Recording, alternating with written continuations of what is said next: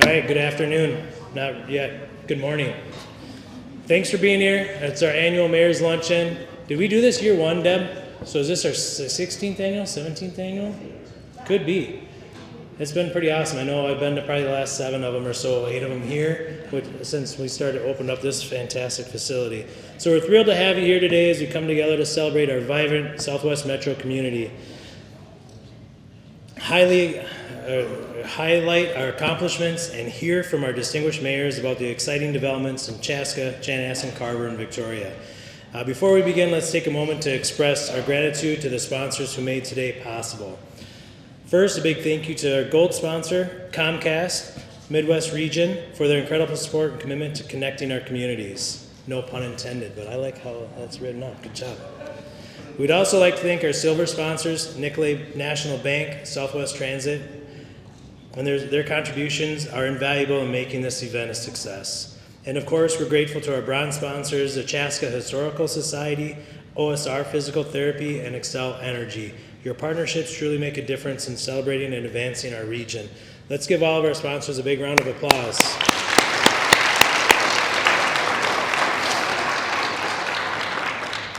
All right, and thanks to everybody who's video and recording this, so if you aren't able to make it, you'll be able to still catch this. I'd like now to welcome a gold sponsor, Comcast, Government and Public Affairs Manager, Andrea Kyer, to come up and say a few words of Comcast.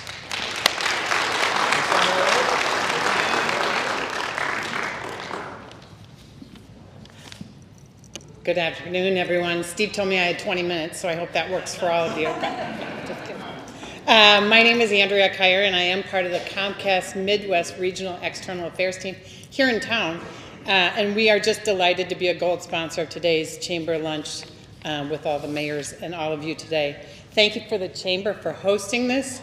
And to our elected officials, we admire each and every one of you for your commitment to public service and making life better for the folks in our community.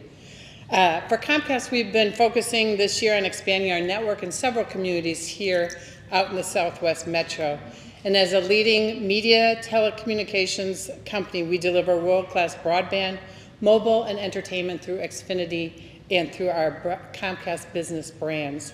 At the same time, we want to use our power of our platform to create positive change in a more equitable society, especially with our focus on helping bridge the digital divide. We have what are called lift zones, working a network of thousands of nonprofit partners and city leaders nationwide. We provide robust Wi-Fi solutions in recreational centers, gymnasiums, parks, and other facilities, and providing free hotspot connectivity so that everyone can access hours of educational and digital skills for our families and our communities. We also have a digital navigator program that our digital navigators are trusted individuals affiliated with local nonprofits, educational institutions, and government organizations who are trained to help people get online, use devices, and acquire digital skills. We'll continue to partner with all of you and our public sector to create digital navigator programs, ensuring everyone has the skills to get healthcare, jobs, and resources online. So with that, if I leave you with one final takeaway, let it be this. We believe that reducing the adoption barrier is the next frontier of digital equity, and we want to meet with all of you and your communities where you're at and help you through that. We are committed to all of you and your family and the businesses that you love, and it's a privilege to be a sponsor at today's Mayor's Luncheon. Thanks so much and enjoy.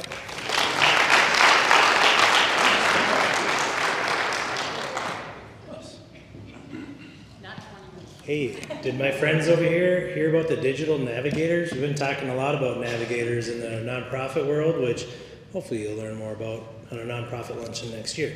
Anyways, so without further ado, let's start this. And I know Mayor Courtney, go Pack Go, right? The Bears still what? Oh, sorry.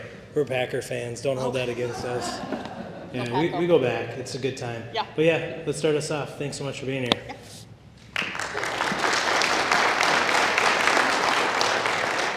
All right.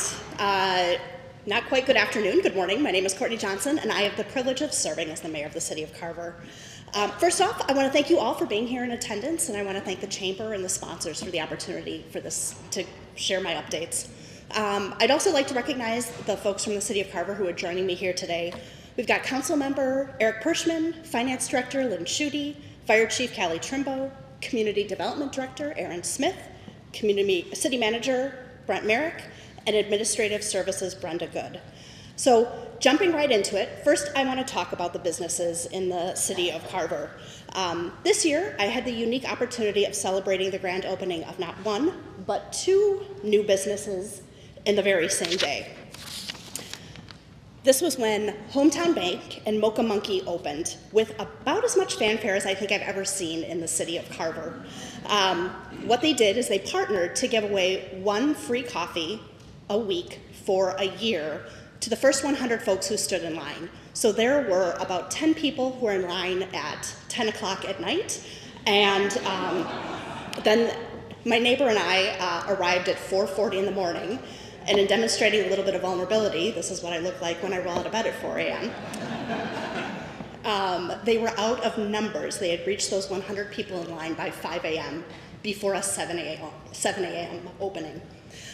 So by the numbers, this building is 6,500 square feet, and it brought more than 21 jobs to the City of Carver. There are several community spaces in Hometown Bank, including a hidden conference room in the lower level, which if you haven't checked it out, you absolutely must. It's very, very cool.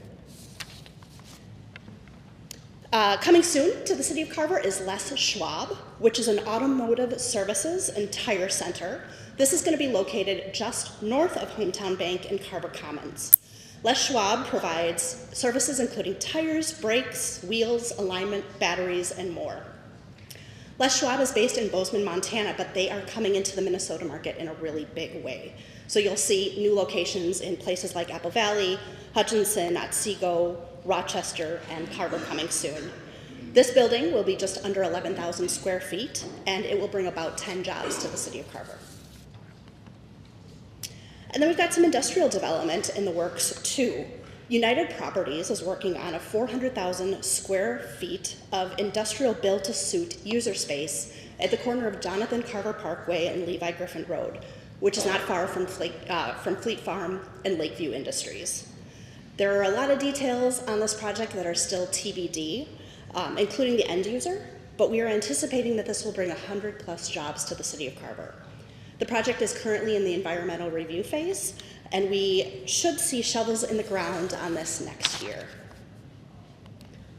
So now let's talk about rooftops or residential development. Residential development in the City of Carver continues to be strong. Right now, we have 3 active single-family developments and 2 more that are percolating. Of the 129 year-to-date housing starts, 60 of those are apartment buildings in a building that's called Carver Place. It's the top picture on the slide behind me. This is a Carver Community Development Agency project. It's the first of 2 CDA projects that will be in the City of Carver. Carver Oaks is the companion building, which is the picture on the bottom, and that will have 43 units of age-restricted housing for folks who are 55 or better. Carver Place has broken ground. Carver Oaks is working through their final plat, and we anticipate getting them permitted before the end of the year. Both buildings will have amenities including workout space, CDA offices, mailrooms, and more.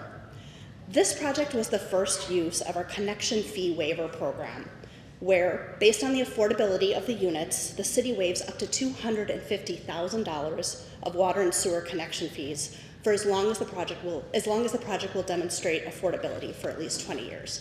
So it's really exciting. We're using that to incent affordable housing, and it's cool to have this as the first project where we're able to use that. Moving on to city projects. First off is Lions Park, which is located off of Mount Hope Road. This year, we redid the tennis and basketball courts and added 2 brand new pickleball courts, which are the first permanent pickleball courts in the City of Carver, which have been really, really popular, as you can imagine. Up next is the future Creekside Park, which is located on the corner of Jonathan Carver Parkway, County Road 11, and Main Street West.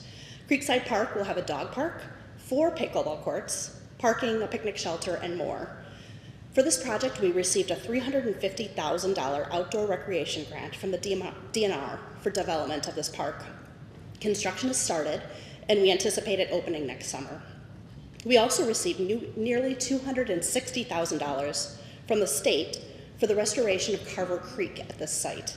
This work will reduce runoff, create habitat, add plantings, and enhance the overall site, and this is something that we're working with Great River Greening on. Up next, we're doing a remodel of our fire station and public services building. We're replacing the roof and the HVAC units, but the part that I'm most excited about is the addition of a separate space for our firefighters' turnout gear, which you can see in the image behind me is the green and gold lockers. By keeping the turnout gear separate from the truck bays and away from the diesel exhaust that's produced by our fire trucks, we'll be adding an extra level of safety for our firefighters. These upgrades are part of a roughly $1.5 million project. Up next is the 3rd Street Bridge Replacement Project, which is located in downtown Carver between Harvey's and the Carver Creamery. From a fiscal responsibility standpoint, this project has a story that I really like talking about. Because we qualified for a small city's bridge bonds through the state, the city's portion of this estimated $1.7 million project should be no more than $240,000. Hopefully much less than that. But with those numbers, that is less than 14% of the overall project costs, which is a tremendous value to the City of Carver's taxpayers. We got a little bit of a late start on this project because of the floods this summer, but we're anticipating this project to be substantially complete by the end of the year. Speaking of flooding, easily the greatest challenge that we experienced this year was the record-breaking flood on the Minnesota River. On June 28th, the Minnesota River crested at 30.12 feet, which broke the record from April 11th of 1965, which was 30.07 feet. There was not a single staff member of the City of Carver who didn't play a role in our efforts to keep the Minnesota River out of our historic downtown. I'm sure he's sick of me quoting me now. I'm sure he is sick of me quoting him, but our fire chief famously said, "I'm sure there are better ways of doing team building, but this was pretty effective too." Just kind of going through some of the pictures. That picture on the top in the center is Spring Creek, which runs behind City Hall. If you take a really close look, you can see a couple of the temporary levees that we had to build over bridges through our downtown. Riverside Park is on the upper right-hand side. Where you see all of those trees, that's parkland, and they're under feet of water. The picture on the bottom row in the center is Main Street West, just outside of downtown, which again, completely flooded. We had visits by Senators Smith and Klobuchar on the lower left-hand corner there during the flood so that we can show them what we were doing to prepare and prevent the flood from reaching our downtown. And then in the upper left-hand corner and then the lower right-hand corner were the times where there were some breaches in the levee that we had to have the fire department called out to help with sandbagging efforts. This summer's historic floods really demonstrated the continued need for a levee improvement project. Carver's levee is probably the best example of aging infrastructure that I can think of. It's more than 55 years old, and while she held up this summer, it wasn't without some tense moments, those sandbagging pictures that I showed in the previous slide. From a funding perspective, we are still facing a $3 million gap on what is anticipated to be a $13 million project. We're still working our way through the approval processes, and we'll soon start working on easement acquisition. We're hoping to have shovels in the ground for this project no later than 2026. Up next is the Merriam Junction Trail project. And while this is not a City of Carver project, it's being led by Scott County, and then there is a contribution from Carver County. This is 2.2 miles of paved trail through the Louisville Swamp recreational area with a bridge over the Minnesota River that will make an accessible link across that river for everyone. If you've ever heard me talk about this project, in my mind's eye, what I see is hungry and thirsty people with money in their pockets crossing that bridge from Scott County into downtown Carver, wanting to spend some time in our community. So it's gonna be really cool to not only have that link for our residents to be able to get to all the places that really aren't that far away, but that river is such a barrier, but also to welcome others into our downtown area. The loss of our local newspapers was a tremendous blow to all of our communities. I don't think that anyone would disagree with me on that. While the Waconia Patriot is now the city's new official newspaper, we're still feeling the sting from the loss of the Chaska Herald. It has made us all at City Hall work a little bit harder to share the news and information about the projects, initiatives, and planning that we're working on. And what we've done to help try to fill that gap in a small way is to provide some social media resources to residents. So what we do is we post on Instagram and Facebook an agenda guide, which is a detailed preview of what's on the agendas for all of our meetings, and then a meeting rundown, which is another in-depth summary about the business that has taken place during our meetings. There are a couple of awards that we do annually in the city of Carver. The first is the Heritage Preservation Award, which this year went to Dan and Emily Nielsen at 121 3rd Street East. It's the picture on the left. The Heritage Preservation Award is given to the most outstanding preservation project of 2024. Up next is the Edith Ann Award, which is the picture on the right, and that went to Tim Clifford and Chris Heidman at 217 3rd Street West. This award is designed to recognize Carver residents that go above and beyond to maintain their property. The award honors the work of the late Edith Herman and the late Ann Nails, who both had the vision to help stop the deterioration of a 19th century river community. Finally, as I wrap up my presentation, I would be remiss if I didn't mention my buddy Mark Winchell, who is closing out the final weeks of his last term as mayor of Chaska. Mark's not here today because he's advocating on behalf of all of our communities at the Transportation Advisory Board meeting. This is a meeting where the board assigns the funding for the transportation projects, and as the only member of the board representing Carver, who regularly attends those meetings, it's really important for him to be there today. But that's not going to stop me from roasting him, even though he's not here. Over the past 6 years that I have been mayor, Mark has become a close friend, confidant, collaborator, and counselor. Almost every time I call him, he picks up the phone, answers my questions, provides feedback, or just listens to me vent. As much as I like to give him a hard time, and it is a lot, I'm really going to miss him. I wish Mark all the best in his retirement and fully expect him to continue to answer my calls. As we move on from Mark being mayor when his term ends, I'm really excited to welcome Taylor Hubbard, mayor-elect of the city of Chaska.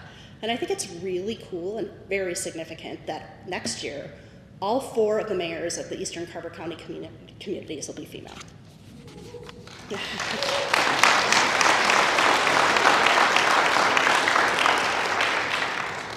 Finally, we're not all work and no play in the city of Carver. These are just some fun pictures from the past year. Getting a juice box when we were parched from a little guy during Night 2 night when I was riding around with a Carver County deputy. Somebody had a great idea to let me drive the front end loader to help remove a portion of the levee. The Steamboat Days Parade with my nephews, serving lunch at Carver Elementary, leading a tour of residents to check out the Cheese Cave in Carver, and then participating in a Diwali celebration. That wraps up my presentation. If you have any questions, comments, or feedback, I'm sharing my contact information here.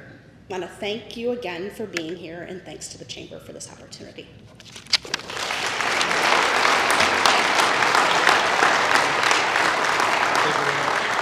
Appreciate you.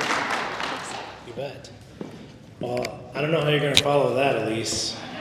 You got some good pictures of Mark, I hope. Anyways, without further ado, Elise Ryan, Mayor Chanhassen. Thank you, Mayor. Good to see you.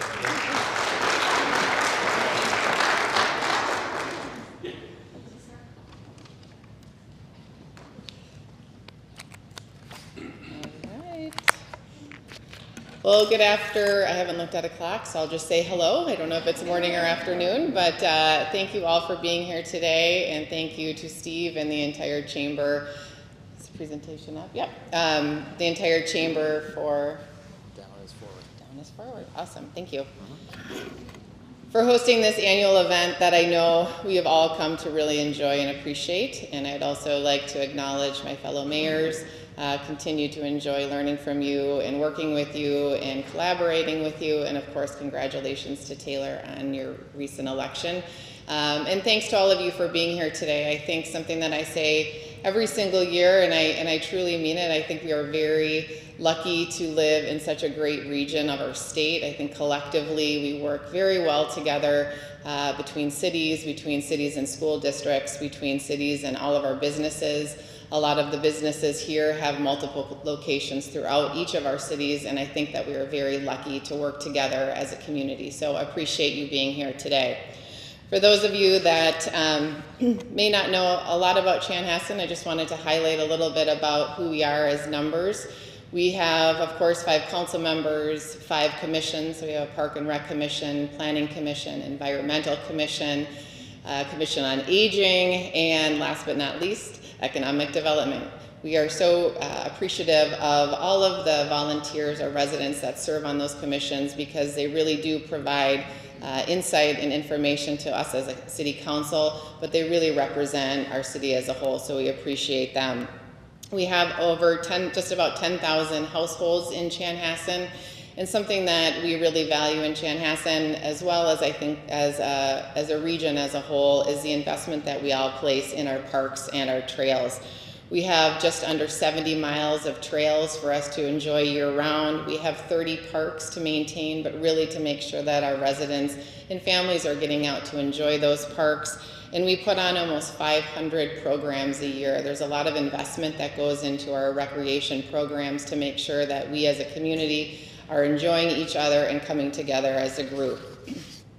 Speaking of community, I wanted to share a little bit about the different events that we put on. It's something that we take a lot of pride in. As a goal and mission, we say that we are a community for life. And in order to be a community for life, it's really important to bring our community together. So looking at some of these pictures, the one in the front center, or the top center, is Meet the Mayor. That's me in the back there. I can see the resemblance, those alpacas. And then we have our upcoming tree lighting in our downtown, where we light all of our Christmas tree. We flip the switch and all the lights go on. It's something that we really enjoy, which is always the first weekend of December. We have our artisan fair. We have our Halloween party. Switching to the next slide. City-sponsored events to continue with our 3-day 4th of July celebration that brings in over 70,000 people to our community. Easter egg hunt, Memorial Day ceremony, which is absolutely wonderful, and then a number of activities that we do with our senior center. To switch gears a little bit, I had the privilege last week to go speak with a number of 3rd graders at Bluff Creek Elementary, and as we were talking a lot about government, one of the things that I asked them as we were talking about events is, how many of you come to our events? Do you recognize any of the events? And the majority of the children raised their hand with such pride, because they were so excited that they had come to the events. And this really, again, speaks to the intergenerational nature of all of our events, but the goal and the mission of Chanhassen to make sure that we are a community for life, having kids at very young ages attend our events, all the way to our seniors, to bring people together and bring people into our community. As an aside, as I was talking to those 3rd graders, they were very disappointed to know that, one, I did not arrive in a limo, nor do I have bodyguards. So obviously they have a little work to do with understanding local government. So speaking of local government, the top picture is our city council, which I take great pride in, working with tremendous individuals that come prepared to every meeting, that have ideas and suggestions. We really listen to each other and work really well together to achieve the goals of our city and represent our community. The bottom picture is the nuts and bolts of Chanhassen. We have 81 employees led by our city manager, Lori Hokanen, and they work hard every day to make sure that they're delivering excellence in service, listening to our residents, supporting our businesses, and I just really appreciate the great work that they all do on behalf of our residents and businesses, and again, deliver the best in services for our city. I'm sure many are aware that a couple weeks ago there was an election, and I'm proud to say that 2 of our incumbent city council members were re-elected to serve, so Josh Kimber and Haley Schubert. Again, just want to reiterate the importance of working as a team, listening to our residents, and I look forward to continue the great work that we have, and we have a lot on our plate, as I will share in the next few slides. In addition to electing individuals, we also in Chanhassen on our ballot had a referendum question asking our residents whether or not they would support a 50-cent sales tax increase to support a new community center for Chanhassen. If you're familiar with our city, we currently have a rec center that has served our community very well for the past 35 years. It is connected to Bluff Creek Elementary. It includes some small meeting rooms, a gym, and a workout space. But as our community continues to grow, our residents continue to ask that they were looking for a space to come together to gather, but also that's something that offered more amenities. And so when you look at this list, you can see that these are some of the things that we're going to offer as part of this new community center. And there it's intentional that the walking track is at the top of the list. We did a tremendous amount of outreach to our community, and the feedback was that they really wanted a place to have an indoor track, an indoor walking track. That we typically think for the winter season with snow and ice, but it's also just a safe place to come and walk throughout the year. So whether it's, no matter the season, it's really important to have a safe space to walk on a track. I wanted to share a few of the highlight or the concept pictures that we have for the community center. In the upper corner is what is going to be the field house, and so you can see the walking track around that. There will be a half court of gymnasium space for things such as obviously basketball, volleyball, pickleball, and then the other half will be turf for soccer, lacrosse, etc. We have a very active community. I don't even just talk about the youth sports, which our communities work together in, Chaska and Chan and Carver, Victoria. We have kids that participate all across our communities, and so this will be a great space for them to be year-round. The bottom picture is one of the ice rinks. As I shared, there are two sheets of ice that will be part of the community center for hockey, figure skating, and then we will have open skate time as well. This is the bird's eye view, or a different view from of the concept of the community center. This is looking from the north to the south. In the background, you can see Highway 212, just to give you a little bit of perspective on where it's at. The back is Highway 212. To the left or the east is Powers Boulevard, and then on the north side is Lyman Boulevard. This is part of the Avienda development. So this will be located in the southeast corner of Avienda development. This is another picture or another view of what it would look like as you were driving up to the community center, or whether you're dropping somebody off or picking somebody up. There will be a screen with listing events and different pictures on the top of the community center. This is an important picture to share with you simply because as we were doing a lot of outreach, what we heard from working closely with the school district and members of the community is they really wanted to have a place or a space that they could have graduations. And so we highlight Chanhassen graduation because the larger of the two sheets of ice, or the larger of the two rinks, will be able to accommodate a graduation. It would be able to house up to 3,500 people. And we talk about graduation, or we highlight graduation, but also as we all know that there's a lot of opportunity for different events and trade shows. And so as we look at this community center, yes, of course, it's going to serve the residents of Chanhassen, but ideally this becomes a regional place for the entire community and surrounding community to enjoy these different spaces. So we are excited to have that. If you're going to have events, you need to have restaurants and food and catering opportunities as well. So there will be a restaurant in the middle or the center of the community center for people to enjoy, whether it's a tournament or an event. There will be an opportunity to enjoy some food and beverage. This picture highlights a dance studio, and the reason why this is so important is Dance for Fun is one of our most beloved recreation programming, so we wanted to make sure that there was a space for dancing, and then you can look through and see the sheets of ice as well as the field house. Now for us Gen Xers, you look at that red slide and think, I still have burns from going down the metal slide back in the day. Obviously this is not going to be what it is. It's not going to have that type of slope for the slide. But we wanted to get people really excited about it. We did as I've mentioned multiple times already, but I think it just reinforces the fact that we really did a lot of outreach, and we talked to different groups and interests for this community center, and people asked to have a place that they can bring young children throughout the year. Parents, grandparents, caregivers, to have an indoor playground was something that was really important to them, and so we're very excited to have safe equipment in our playground. And then the last picture that I want to share with you is looking from the south to the north, and this is the back side of the community center, and something we're really proud of. It'll have an outdoor balcony looking over the bluff. It'll have a place for the restaurant to be inside and outside, of course, enjoying the outdoors, and then another space for people to just come out and enjoy the outdoors if they're taking a break. If they're stressed or need to talk about how well their child is playing in the hockey game, maybe they need a little bit of fresh air, so they'll step outside and enjoy the outdoors on the back side. So we're really excited and appreciate the support from our residents to have, to be able to have the opportunity to build this new community center for the city of Chanhassen. The goal, we all have to have lofty goals, but the goal is to have this open the end of the year 2027. So fingers crossed, and a lot of work to do. Continue to welcome feedback and engagement from our community on this. So we're still here. So I've talked about this over the past couple years because it has been in the works.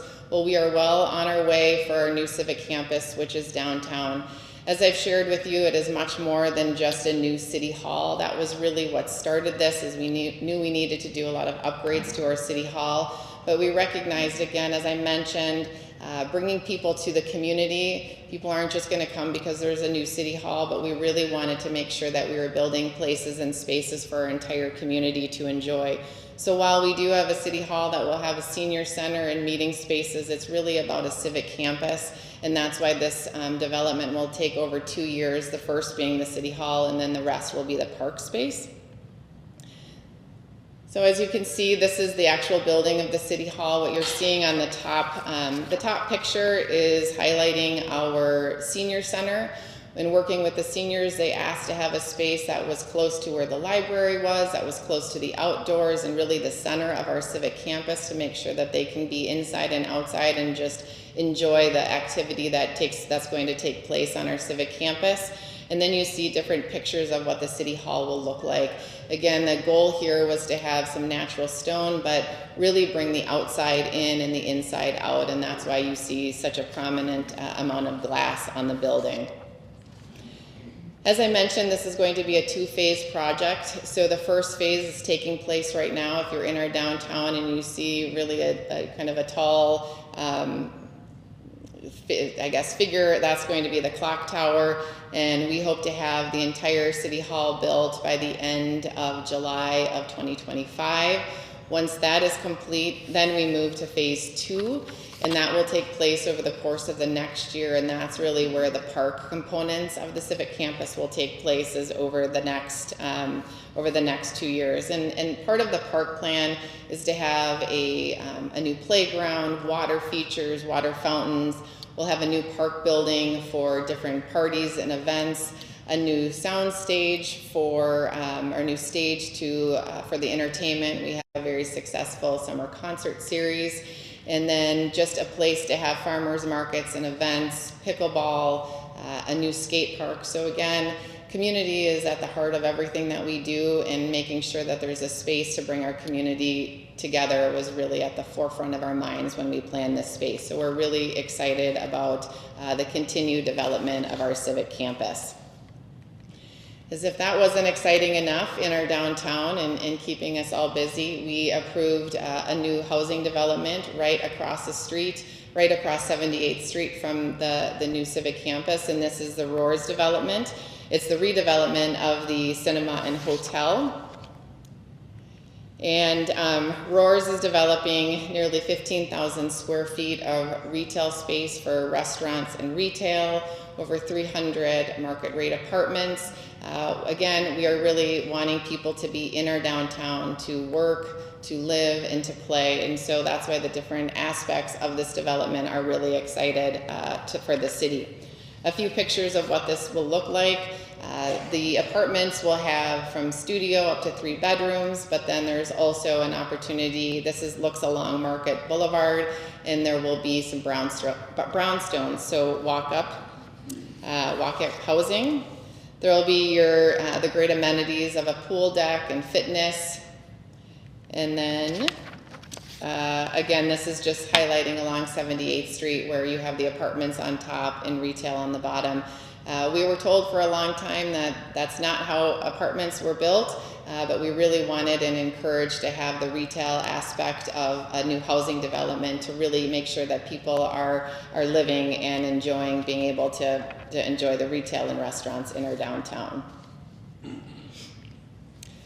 Continuing with construction and development in our city, we are really excited about the partnership that we have with Comcast. This is the ribbon cutting we were not laying any infrastructure, but we were just throwing dirt at the camera, which we all know how to do very well. But we're really excited about the opportunity to have the fiber optic network in our city. We hear requests all the time as more people continue to work and to school from home. To have this as an option is something really excited for our community.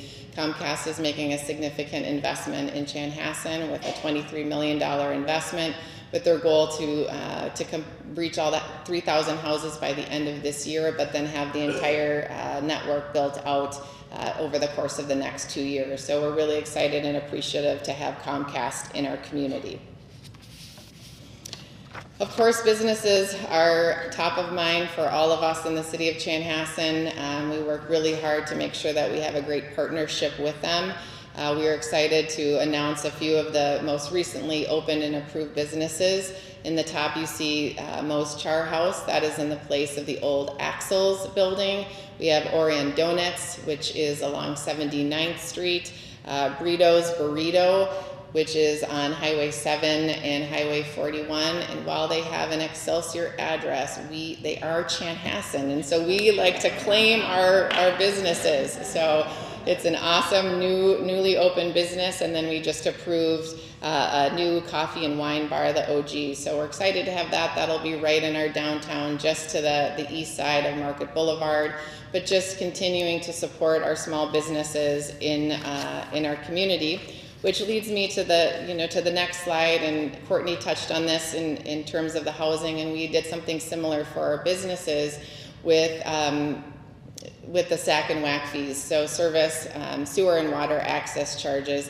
As we know that starting a new business is expensive in and of itself, and sometimes it becomes a barrier to entry for businesses when they all of a sudden get a sewer and water charge, and they have to really think about whether or not they can move forward with their business plan. And so the City Council approved a new policy to waive the first 5 SAC and WAC charges for our community. So again, we really want to kind of put our money where our mouth is, and when we say we support small businesses, this is one way that we can really encourage and support small business in our community. So we're very excited about that. So thank you for choosing Chanhassen.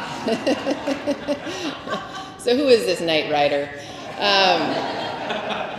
We obviously all had the same picture because we love that picture of Mayor Windshuttle, but he has been, again, just to reiterate what Courtney said, we are so appreciative of the great work that he has done for not only Chaska, but for all of us collectively as a friend, as a mentor, as a partner, as a leader, his mayor, fireman.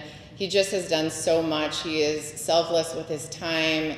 He has a quick wit and a great sense of humor, something that we've all come to appreciate and value, and we just really appreciate his dedication to serve the community in which he lives and he loves, and we wish Mayor Windshuttle nothing but the best. So thank you to Mayor Windshuttle. Please pass that along. And as Courtney said, we will continue to give him a hard time because he loves it and we love him. So congratulations to Mayor Windshuttle.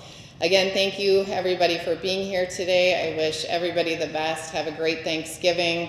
Have a great holiday season. Merry Christmas. And as you move into 2025, I wish all of you nothing but smiles and success. And I just really appreciate the opportunity to be here with you again today and appreciate your support and your interest in all of us mayors in our communities. So thank you for all that you do. Thank you.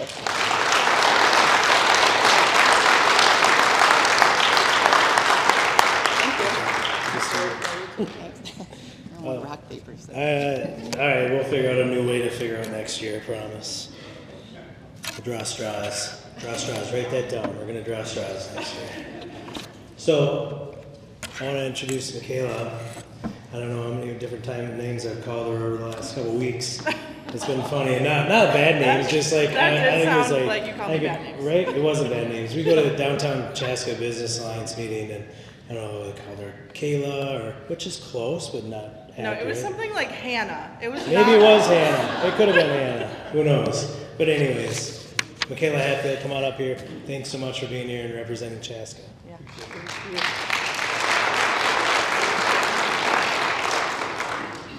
All right, well, hi, it's me. I'm Michaela Hatfield. I am city council member for Ward 3 in Chaska. So I am back again to represent the city of Chaska at this year's Mayor's Luncheon. And so there was an election a few weeks ago, but don't worry, I'm going to keep it at the local level. So first, I want to congratulate Mayor-elect Taylor Hubbard. And then I also want to congratulate and welcome our two new council members, Josh Benish, who will be serving Ward 2, and Leah Shevlin serving Ward 4. So welcome and congratulations to them. I'm looking forward to working with everyone. I also must thank Councilmember Mike Wong, who has served Ward 4 the last 5+ years. It was awesome working with him. We took big and sometimes tough steps to set up our city to be successful in the future. And of course, thanks to Mayor Mark for his 14+ years serving as mayor. He's so dedicated, he never misses a single city event, except for this one. He hasn't been at this event since before COVID. So where is the mayor, you may be asking yourself? Well, now that he only has a month and a half left, he's been spending more time on social media, and he discovered what trending is. So his main focus has been on that, but it's kind of hard to explain, so I'm just gonna show you a video.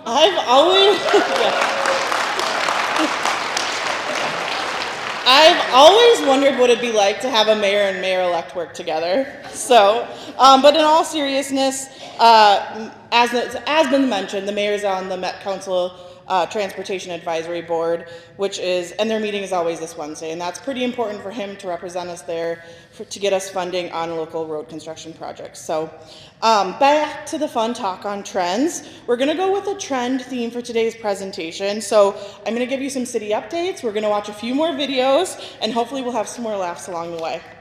So it is hard to believe that it's been almost 5 years since we set our vision for 2025, and it's even harder to believe that 2025 is next year. So what is our vision for Chaska? Well, our vision is that Chaska has quality facilities, Chaska has a vibrant downtown, Chaska is a welcoming, respectful, inclusive, and engaging community.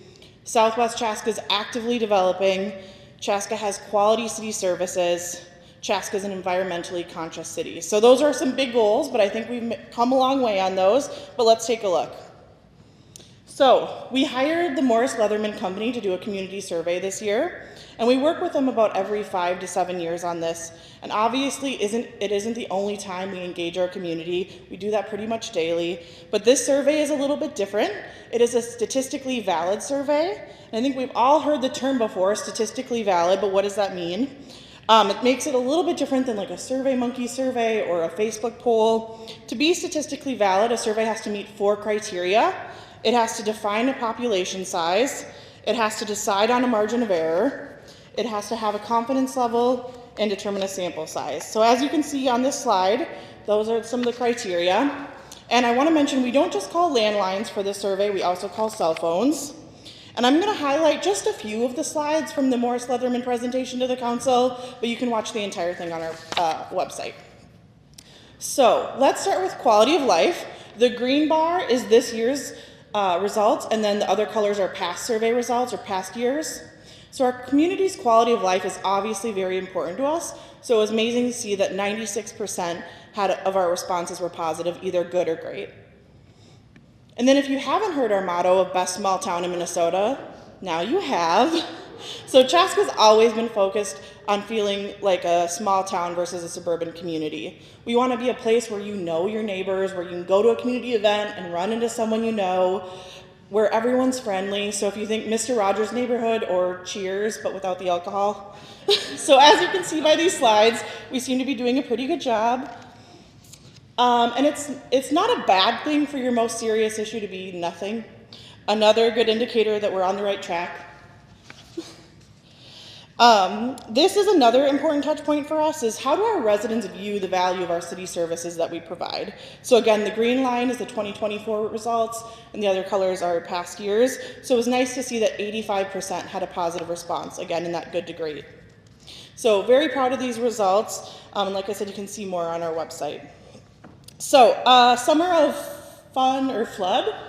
So this is the perfect slide to emphasize the value of city services.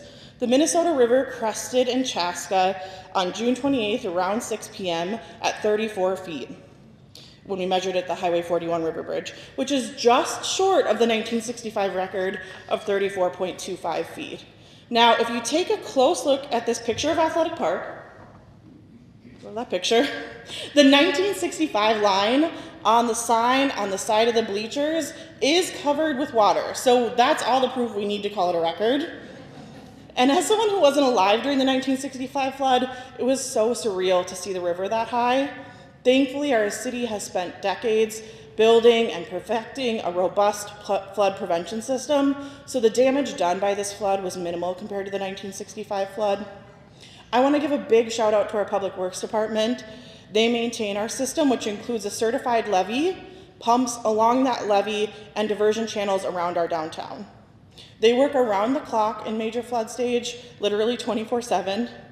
And with the river levels getting to historic heights, they use this as an opportunity to see how our system responded when stressed to this level.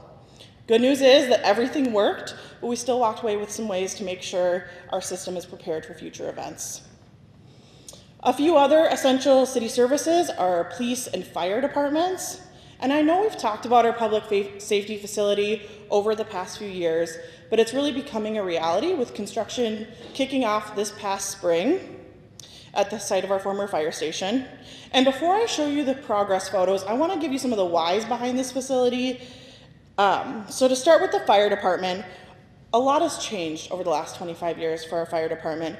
Our number of calls has substantially increased and continues to increase year over year. So this has forced us to kind of change our response. Our goal is to eventually move to a 24/7 duty crew system. Currently it's covered 8 a.m. to 10 p.m. with the duty crew.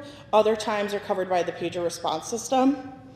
So when the duty crew is staffing the station, our fire engine response time improves by 5 whole minutes. So why is 5 minutes important? Well, a fire doubles in size every minute, and anoxic brain injury begins in adults after 4 minutes of oxygen deprivation. So that 5 minutes is a very big deal. And then if you've ever been in our police station, you probably know what I'm about to say, but our police department needs more space. Our officers and support staff have been making it work with less for far too long. And maybe one of the biggest reasons is recruitment and retention of officers. The job market for officers is extremely competitive, and we don't want our facilities to be a reason we lose a good officer. So I'm going to now show you some construction progress so far. I want to give a shout out to our police drone team. They took these photos. Construction is expected to wrap up by the end of 2025, so this time next year, we should have some exciting updates on the opening. I also want to just remind everyone that the public safety facility is just the first in our overall building program, improvement program. It also includes the municipal services building, Chaska Library, and City Hall. And you can see on this slide some of the reasons we need to address each of those facilities and the tentative time frame. All right. Well, remember those slides I showed you from the community survey about the perception of our community? Well, that speaks to our goal of being a welcoming and inclusive community. We want everyone in our community to feel like they belong here, and a big way we do that is by celebrating the rich diversity we have in our community. Over the past few years, we've added new events to the calendar, and I want to thank our Human Rights Commission for hosting and or supporting those events. So on this slide are some of the photos of the events. So we've had the MLK Breakfast Human Rights Celebration in January, we had the Pride celebration in June, and then new this year was Celebrate India and the Katrina Parade. So these events really make a difference in introducing our community to different traditions and cultures, and then they help us make new connections with each other. All right, well, I love all of our slides equally. Between you and me, this might be my favorite. I love our Growth Through Opportunities program. Each summer we work with Empower Inclusion to give 18 to 21-year-olds who have intellectual or developmental disabilities the opportunity to intern around our city. This year we got to know Ellie and Carson, and they were really such a great addition to our staff. They got to try out a lot of different jobs around town. They painted hydrants, they scoped the sewer system with a remote control camera, they went up in a bucket truck, they rode in the street sweeper, and so much more. So the GTO interns always have a great time, but I really think it's our city staff that get the most out of this program. All right, moving on, we have started the planning process for our SouthWest Chaska Community Park. So in September, we brought on Confluence to work on the master plan for this, and some of the highlights will be a miracle field and a universal playground. So these will be exciting because they'll add opportunities for more people to experience our city recreational facilities. Another cool part of this park is the Big Woods area, which used to stretch all the way from the Twin Cities up to Canada, and Carver County was once known as the heart of the Big Woods because we had the largest contiguous area of sugar, maple, and basswood trees. And there are trees in these woods that are over 300 years old. So this past summer, we received a couple of grants to preserve these woods, and we'll be incorporating them into our SouthWest Chaska Community Park. All right, the loop is open, finally.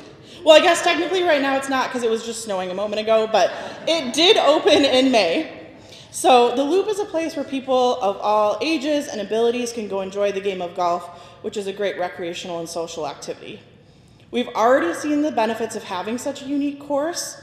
When the U.S. Amateur was here earlier this year, the tee sheet was packed with different groups and events that highlighted the diversity in golf.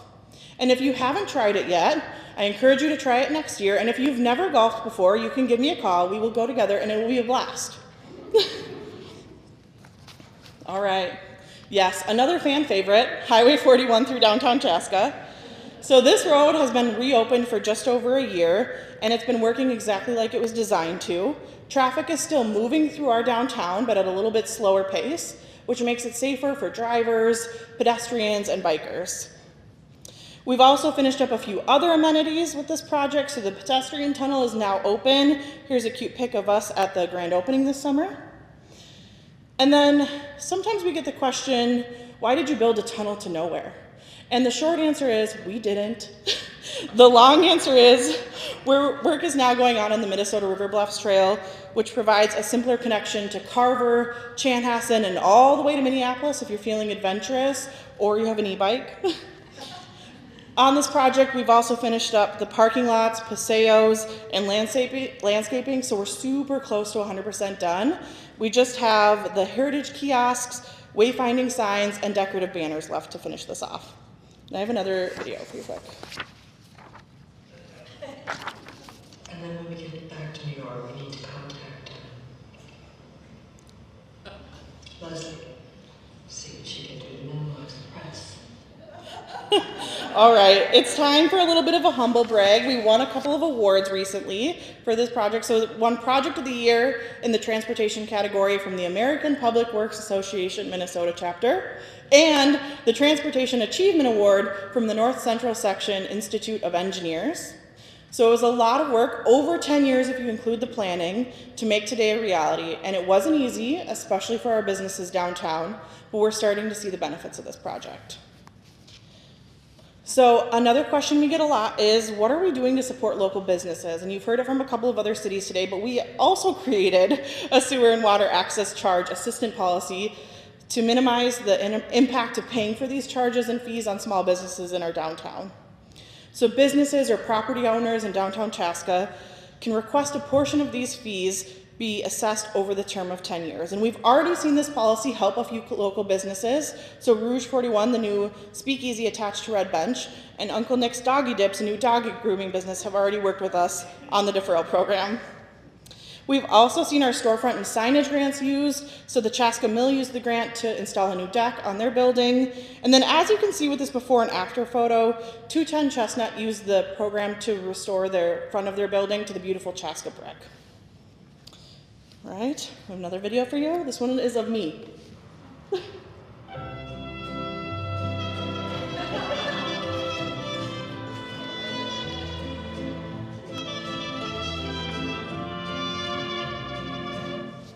It's me literally tumbling around town. So, remember when we talked about SouthWest Chaska Community Park? Well, the wind is bringing us back there again. This time we're talking the transportation plan, which sounds boring, I know, but it's not. So the Savannah Way connector should open any day now, which connects Engler and Big Woods Boulevard. That used to be Creek Road.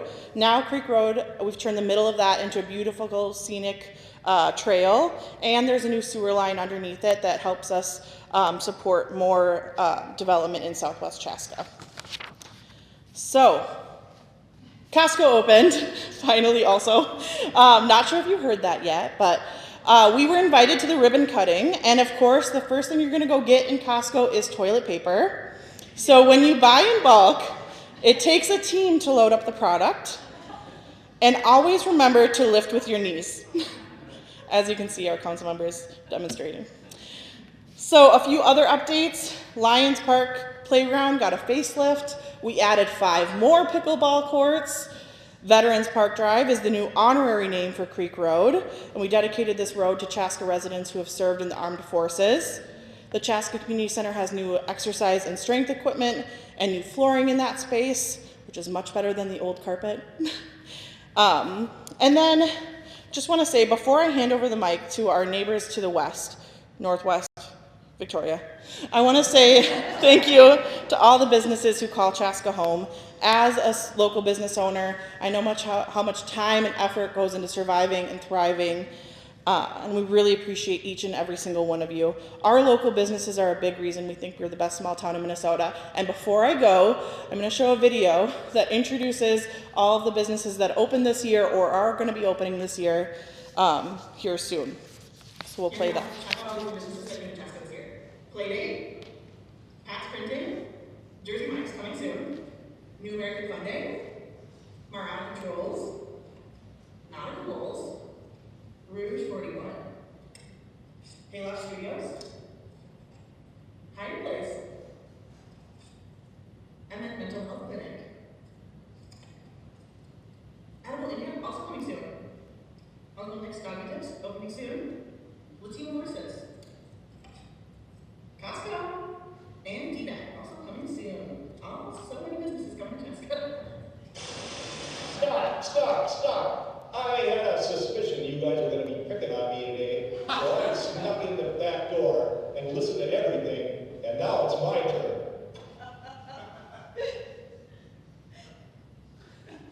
Mark's in the house.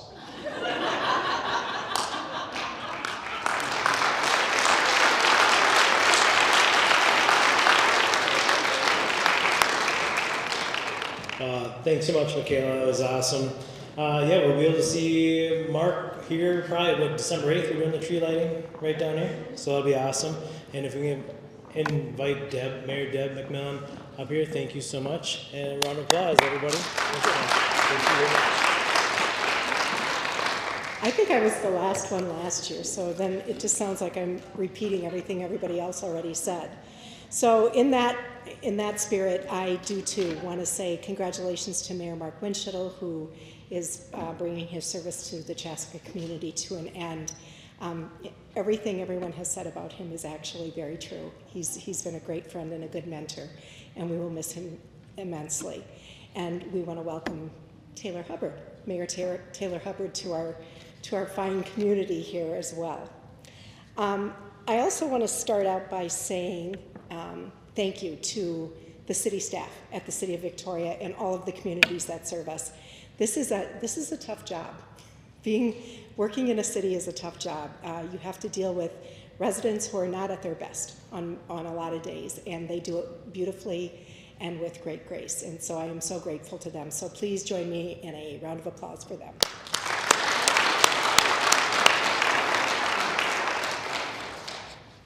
Okay, so I've got Kendra Grawl over here. She's going to drive for me today because I start talking and I forget to push the button. Also joining me today is City Manager Dana Hardy and our Community Development Director, Jen Brewington. Thank you for inviting us to talk about our favorite subject, our communities. So thank you to all the businesses in this room whose vision and investment are the huge reason why our cities are so wonderful. And they really stand out as making Minnesota a great place to live, work, and play. In case you've never been to Victoria before, I highly recommend visiting our little town. Our theme for today is Discover Victoria. And if you have come to know Victoria already, we are going to give you a lot of reasons to rediscover Victoria. What was once a little hidden gem in the southwest corner of the Twin Cities metro area, Victoria is now a sought-after destination for families interested in raising their families in a safe small town, retirees looking for resources in a friendly neighborhood wave, and really everyone in between. We currently have over 12,000 residents, which is a 43% increase over the last 10 years, and we continue to grow rapidly. This increase means we have a responsibility to continue growing our city in a way that still makes Victoria, Victoria. What makes Victoria who we are today?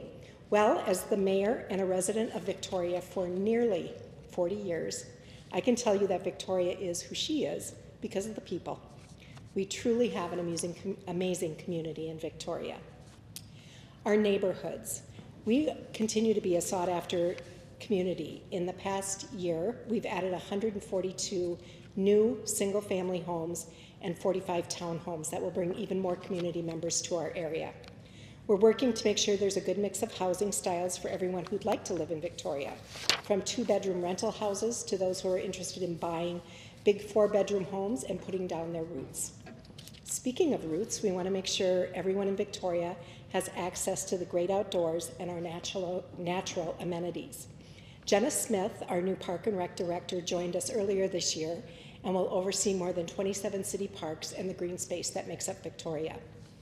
As the City of Lakes and Parks, we're focused on updates to the park system that will make sure everyone can enjoy their time in our outdoor spaces.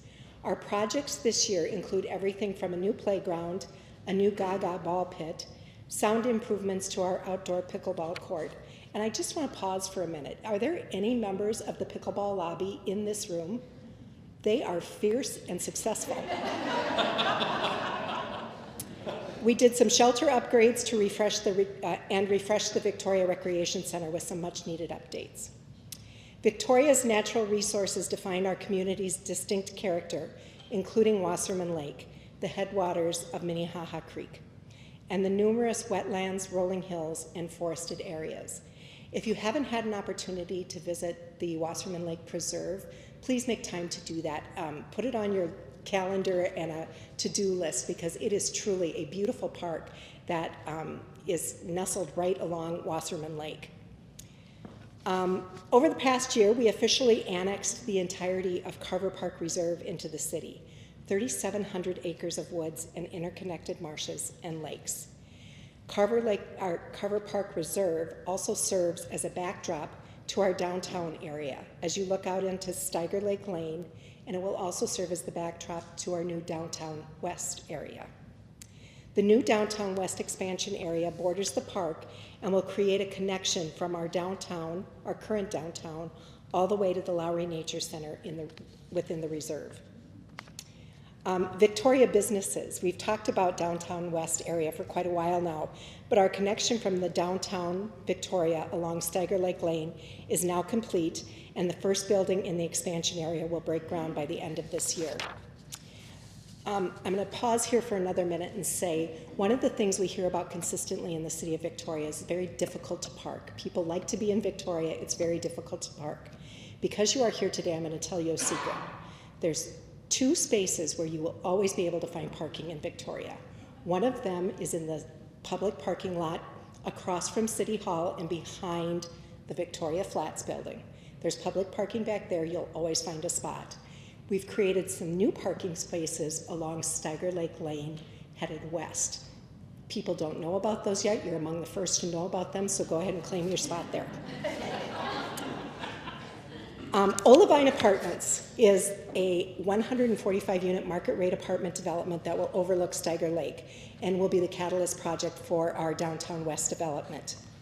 Planning for the rest of the area will continue through the end of this year, and we're really looking forward to the potential of this area and how it will enhance our main commercial district.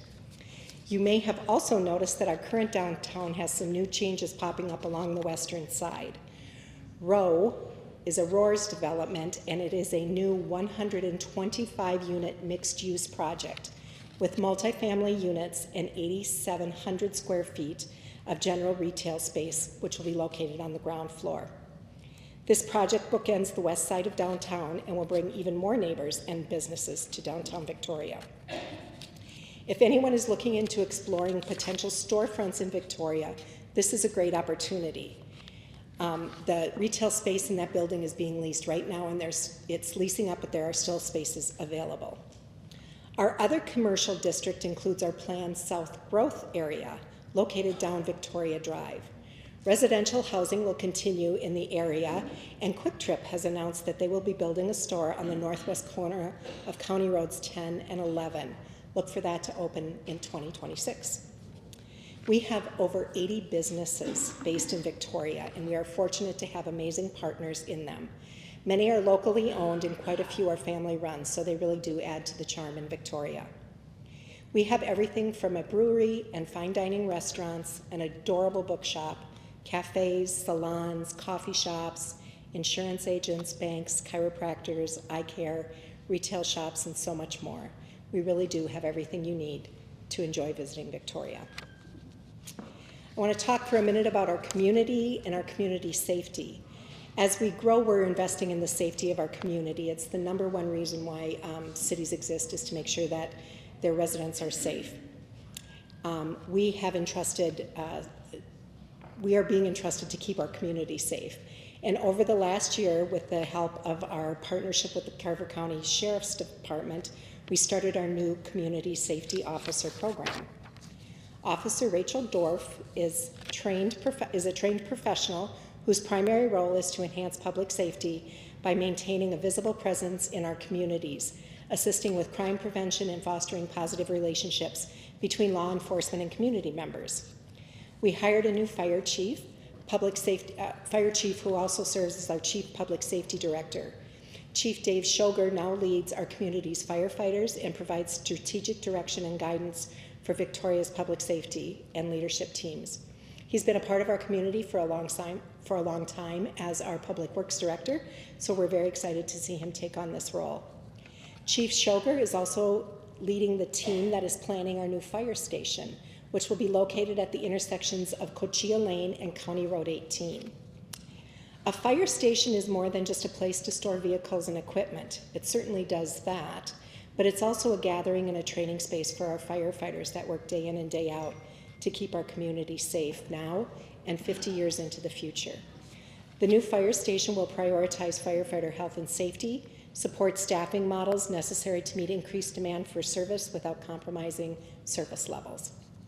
For example, the new fire station will allow firefighters to sleep at the building and respond to calls directly for service versus responding from home or work. And Michaela shared the importance of those 5 minutes when you're responding to a fire.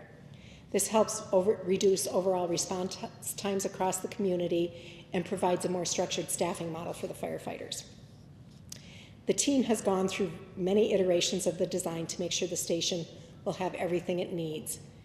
Not only will have everything it needs, but only what it needs to ensure that it will come in at a good value for our taxpayers.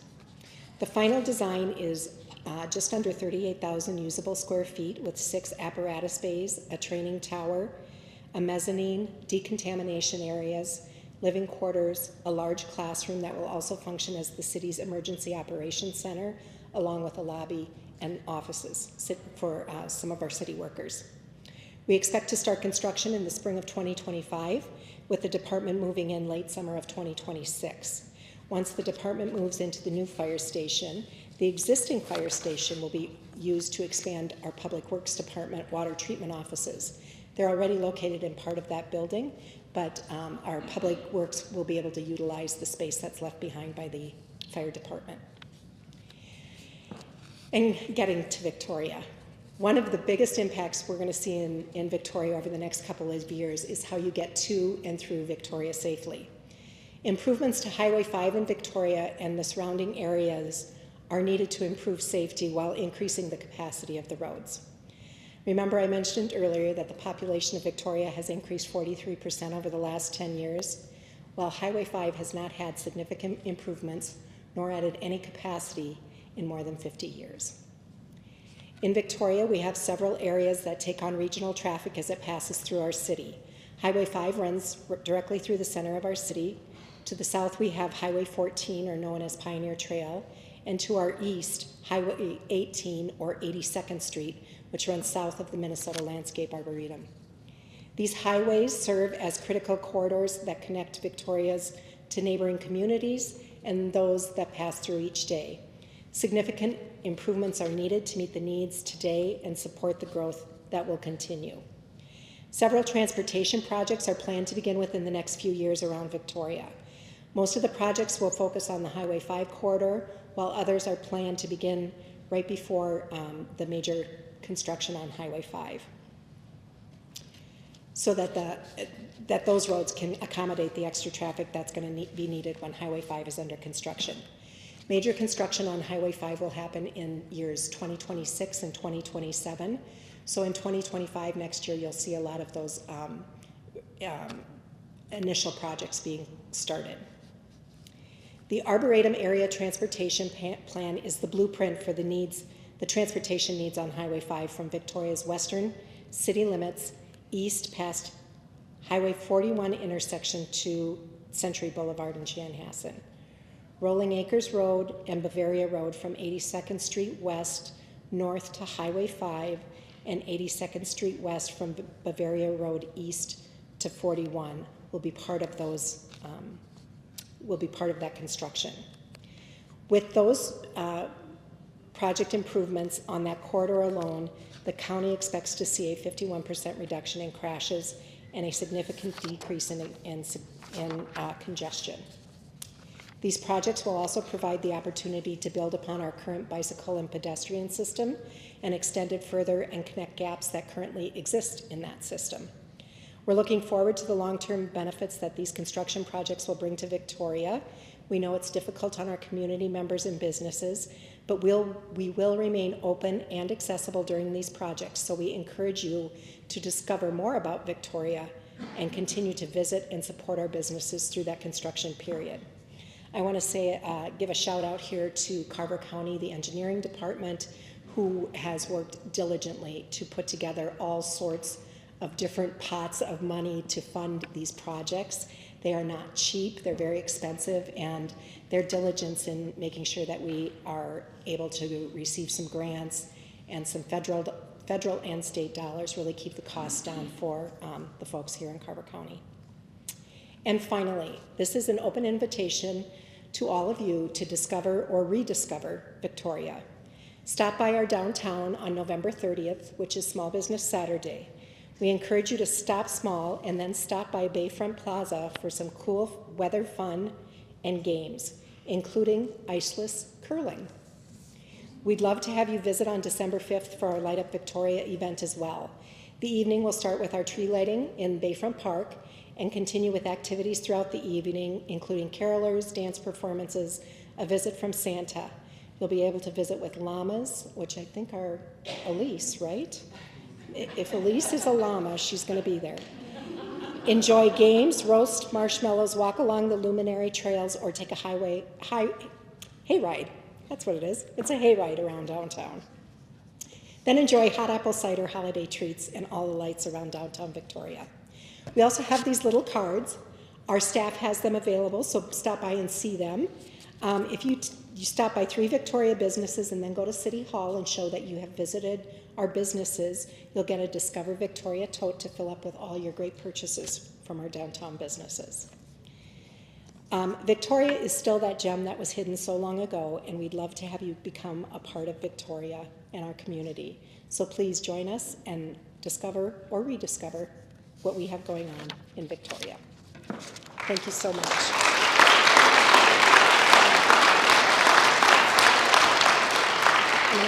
Thank you so much. Appreciate you. Yeah, you bet. And before everybody runs out, I do want to get pictures. And I was going to just ask, I don't know if Mayor-elect Taylor Hubbard would want to come up and just say hey to everybody and introduce her. Let's give her a round of applause. Because next year we'll have all 4 of these beautiful ladies up here representing our community.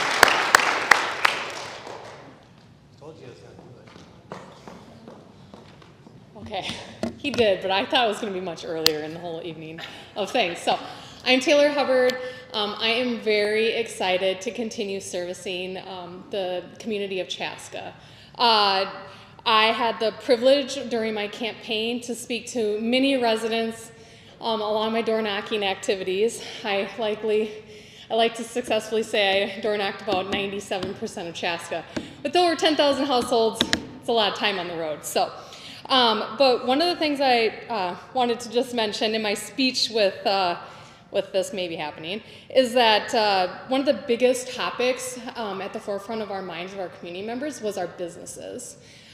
They love to, work with the businesses, see them successful. They have a desire to see our historic downtown here in Chaska be as successful as possible. So, coming to you as a chamber, it's important for me to first learn about your business and work actively to promote and make sure that we all have thriving businesses in this community. So that's why I'm here, and please feel free to reach out if you have any questions, and I just enjoy being here.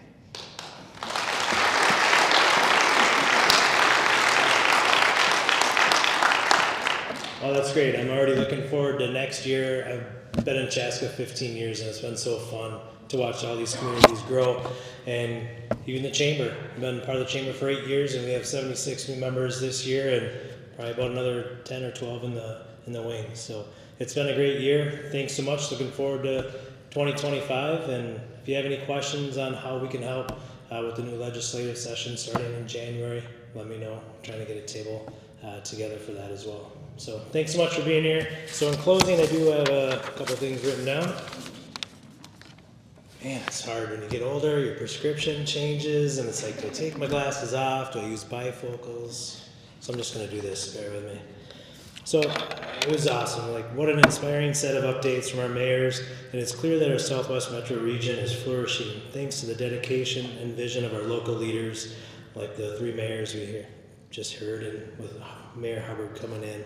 Thank you to the Chaska Event Center and Crooked Pine Catering for a fantastic lunch, Jan and her team for her hosting and serving us today. Before we close, I'd also like to say one more thank you to our sponsors, Comcast, Nicolay National Bank, Southwest Transit, Chaska Historical Society, OSR Physical Therapy, and Excel Energy. Thank you for making this event a reality. And also, not to forget all 4 cities and what a great partnership that we have with the Chamber. It's been great to get to know everybody in all the cities, and look forward to getting to know them even more. I want to say thanks to Matt as well, putting this together. I've been kind of on the sideline the last couple days, a little froggy, but it's been great knowing I can take a couple days out, and Matt's just awesome. So thanks everybody. Have a wonderful holiday season, and hopefully we'll see you at some of the tree lightings. Thank you very much.